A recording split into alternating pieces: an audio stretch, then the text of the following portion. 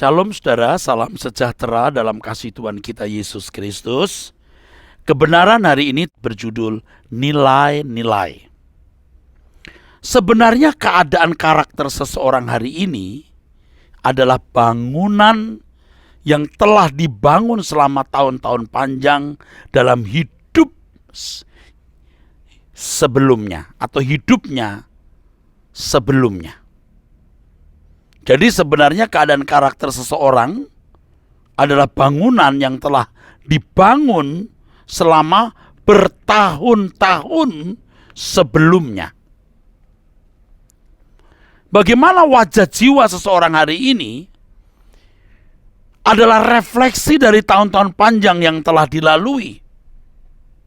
Saudaraku sekalian. Dan ini fakta ya saudaraku. Semua yang masuk ke dalam jiwa dari jendela mata dan telinga membangun nilai di dalam dirinya, saudaraku. Jadi bagaimanapun tidak bisa dibantah. Bagaimana wajah jiwa seseorang hari ini adalah refleksi dari tahun-tahun panjang yang telah dilaluinya. Semua yang masuk ke dalam jiwanya melalui jendela yaitu mata dan telinganya membangun nilai-nilai dalam dirinya. Segala sesuatu yang dipandang baik, menguntungkan, dapat membahagiakan, bernilai tinggi, itulah yang menguasai kehidupannya. Inilah yang disebut sebagai nilai-nilai. Jadi saudaraku sekalian, sejak kecil telah tertanam nilai-nilai yang dimiliki seseorang. Tentu saja dalam hal ini yang paling berperan pada umumnya adalah orang tua. Orang tua adalah guru atau pendidik pertama. Lingkungan keluarga, sekolah, dan lingkungan pergaulan adalah tempat di mana anak manusia membangun nilai-nilai di dalam diri mereka. Sekarang ini dengan teknologi komunikasi, teknologi transportasi yang semakin canggih, manusia lebih banyak diwarnai dengan berbagai nilai-nilai dalam waktu sekejap. Internet, Facebook, Twitter, Instagram, dan lain sebagainya merupakan sarana membangun nilai-nilai. Dalam kecepatan tinggi dan intensitas yang tidak terbatas.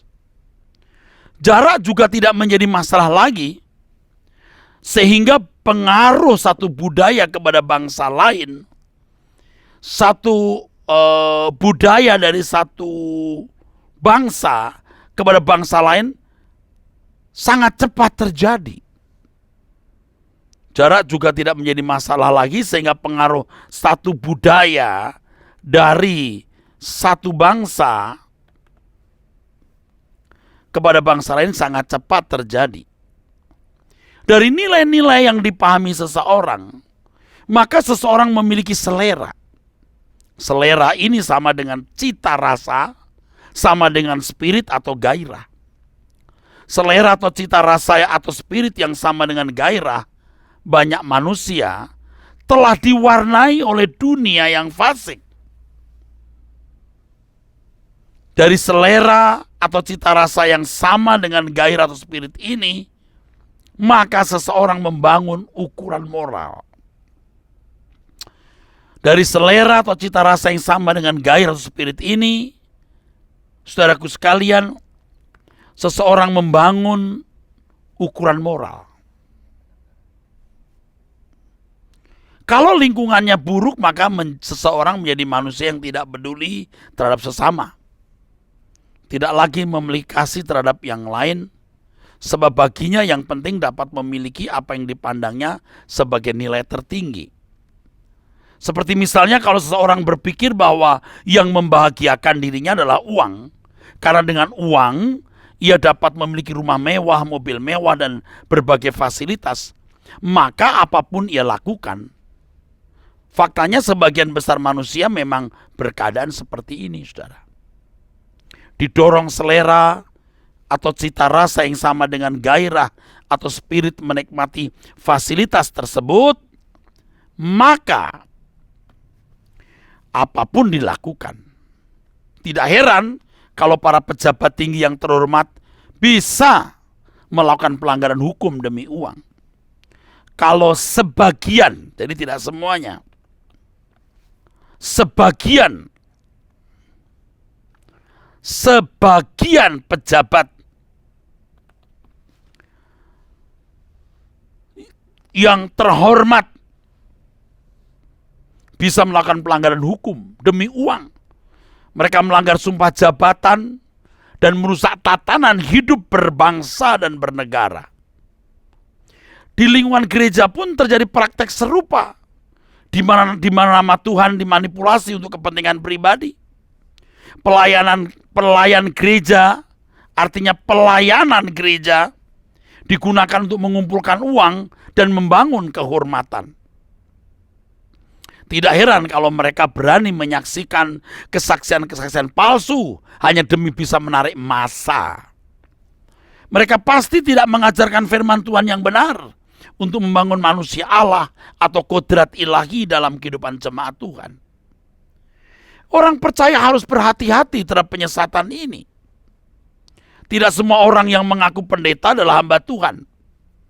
Oleh sebab itu hendaknya kita tidak mudah percaya kepada kesaksian-kesaksian orang yang katanya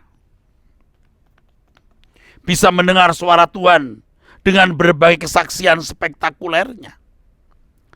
Hamba Tuhan yang benar pasti mengajarkan kesucian hidup, pasti menekankan kesucian hidup yang sama dengan memiliki kehidupan yang sempurna seperti Bapa atau serupa dengan Yesus, menekankan langit baru dan bumi baru, serta bertanggung jawab dalam hidup ini dengan memaksimalkan potensi hanya untuk kepentingan kerajaan Allah. Situasi dunia seperti ini pasti memiliki dampak buruk terhadap orang Kristen. Situasi dunia sekarang ini, saudaraku sekalian, pasti memiliki dampak buruk terhadap orang Kristen. Mereka yang tidak memiliki integritas, orang Kristen yang tidak memiliki integritas, yang dirusak oleh pengaruh dunia sekitarnya. Kalau orang percaya tidak bertekun di dalam Tuhan, mendengar ajaran mereka yang sesat, mendengar pengajaran mereka yang sesat, pasti membuat monsternya semakin kuat dan berwajah sama dengan monster yang dimiliki anak dunia. Jika hal itu terjadi secara terus-menerus dalam waktu lama, maka orang Kristen tersebut tidak akan dapat membunuh monsternya, tidak akan bisa mematikan monsternya. Orang-orang seperti itu memang ya bisa dipandang sebagai orang baik, ya, tidak dipandang sebagai orang jahat di mata masyarakat. Barangkali juga bisa menjadi anggota gereja yang setia, memberi persepuluhan atau mendukung secara keuangan pelayanan gereja. Tapi mereka gagal membangun manusia Allah di dalam dirinya. Mereka memiliki monster yang tidak pernah bisa dimatikan. Di dunia yang jahat seperti ini, saudaraku sekalian, bisa dimengerti kalau kejahatan manusia semakin bertambah-tambah secara masif dan sistematis. Dan banyak orang menjadi mangsa empuk kuasa gelap. Dari kecil sudah diajar salah oleh lingkungan. Di gereja pun mendengar ajaran yang keliru. Akhirnya mereka tidak pernah menjadi manusia Allah yang berkodrat ilahi. Itulah sebabnya Tuhan Yesus berkata, kalau anak manusia datang ke bumi, apakah ia mendapati iman di bumi? Ini menunjukkan rawannya dunia kita dan terjadinya keguguran iman banyak orang Kristen yang gagal menjadi anak Allah karena tidak berkodrat ilahi. Sola Gracia.